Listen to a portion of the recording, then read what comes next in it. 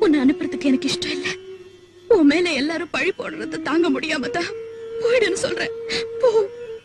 சொல்லும் போது வீட்டு விளக்கு அணைக்க போறியா பவானி? உனக்கு துணையா என்னை இருக்க விடு. இவ்வளவு சொல்லி உனக்கு என்ன பிடிவாதம்? போ. நான் உன்னை விட்டு போக முடியாது. நீ என்னோட இருக்கவே கூடாது. நீ என்னை எவ்வளவு தூரம் கொண்டு போய் விட்டாலும் நான் உன் கூடவே வருவேன் பவானி. அரே, நானா உன்கிட்ட வந்து என் கையால பொட்டு வச்சு வாமான்னு கூப்பிட்டப்பதான் நீ வரணும்.